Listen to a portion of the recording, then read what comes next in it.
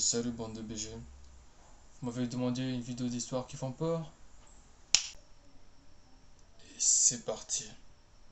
Pussy, a bucket full of pussies. Ashes, ashes, we. Notre histoire se passe en Indiana en 1987. Lisa est souvent seule dans sa grande maison, isolée au cœur des champs de maïs.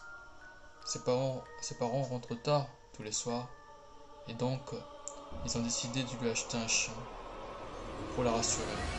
Une nuit, elle est réveillée par le bruit d'eau qui goutte. Elle se lève, elle va fermer le robinet de la salle de bain. En se recouchant, elle glisse sa main sous son lit et son chien lui lèche la main. Cela la rassure. Le bruit continue et elle décide d'aller resserrer le robinet dans la salle de bain.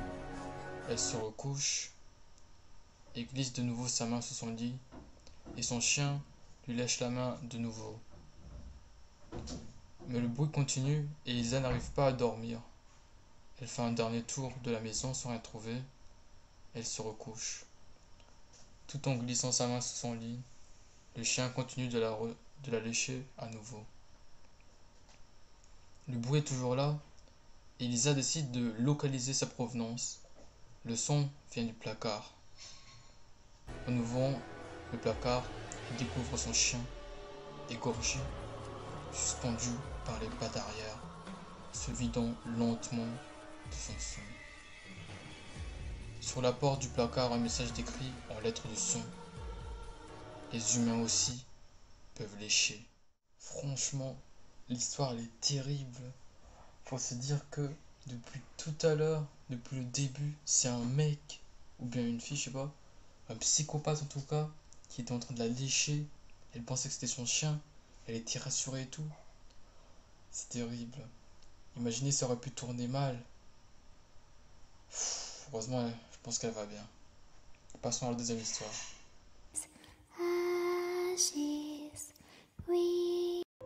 Notre deuxième histoire se passe en France, à Lyon, en 1994. Nathalie termine son service d'infirmière. Il est 5 heures du matin. Elle monte dans sa voiture et s'engage dans les rues encore désertes. Très vite, elle remarque qu'une voiture la suit de près. Au moment de la dépasser, la voiture se rabat violemment derrière Nathalie et commence à lui faire des appels de phare. La jeune infirmière accélère, anxieuse. Tout en essayant d'apercevoir le conducteur du véhicule dans son rétroviseur, les appels de phare continuent, frénétiques. Elle tourne à droite, à gauche. La voiture la suit. Nathalie commence à paniquer. Que lui veut donc cette personne? Elle arrive dans l'allée menant à sa maison. Son seul espoir, tenter le tout pour le tout et courir, s'enfermer chez elle pour appeler la police. Au moment où elle descend de la voiture, elle entend son poursuivant descendre lui aussi et crier « Enfermez-vous et appelez la police, vite !» Ne sont pas se retourner, elle s'enferme chez elle et appelle les gendarmes. Elle jette un coup d'œil par la fenêtre pour apercevoir une grande silhouette armée d'un couteau de boucher, attaquant sauvagement l'homme qui la suivait. Terrifiée, Nathalie se réfugie dans la salle de bain, priant pour que le secours arrive vite.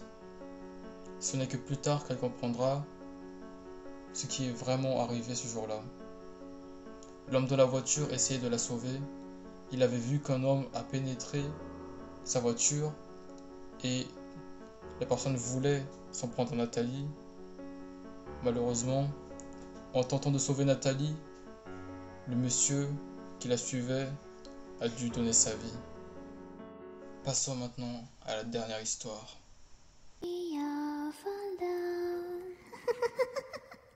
L'histoire se passe au Massachusetts en 1973. Ce soir, Thomas D a un rendez-vous galant. Il sait exactement où conduire Mélanie.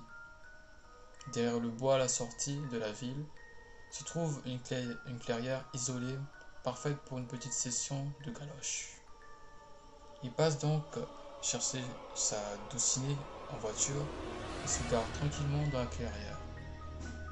En laissant tourner l'autoradio, soudain la musique s'interrompt et un communiqué urgent est diffusé à la radio.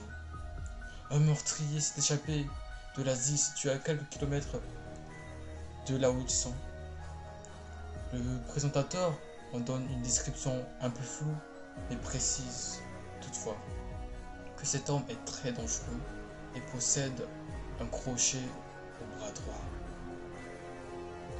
Effrayée, Mélanie demande à Thomas de la ramener chez elle. Hors de question pour Thomas qui compte bien montrer qu'il n'a peur de rien. Alors qu'il se penche pour embrasser Mélanie, un craquement de branches les fait sursauter. Mélanie fait tout de suite comprendre à son date que cette fois-ci, il est temps de rentrer. À contre-cœur, il fait marche arrière et se met en route rapidement vers le centre-ville.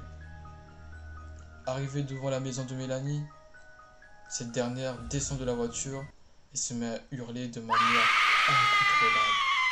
Thomas se précipite vers elle et découvre ce qui la met dans cet état. Accroché à la poignée de la voiture, il y a un crochet ensanglanté qui se balance doucement. Franchement, cette histoire, elle est terrible parce que le couple a failli crever. Le meurtrier était à côté d'eux. Et Thomas, tout ce qu'il voulait, c'était Pichot Lago. Ils auraient pu crever. Heureusement pour eux, tout va bien, mais vraiment. Imaginez si le meurtrier avait réussi à forcer le poignet et ils se retrouvent face aux amoureux. Ils seront tous morts. Ils ont de la chance que le poignet a tenu bon. Franchement. Et merci d'avoir regardé la vidéo. C'est la première fois que je fais ce genre de vidéo. J'espère que le format vous conviendra plutôt. C'est mieux français. Et bon, j'espère que cette première vidéo aura été bonne, bien réalisée. Bon, je sais pas. Quand je ferai le montage, je verrai. Mais en ce moment où je tourne la vidéo, je sais pas encore si elle va être bien ou pas. Et bon, bref. J'espère que vous avez aimé. Likez la vidéo et abonnez-vous. C'était FLKF. Ciao.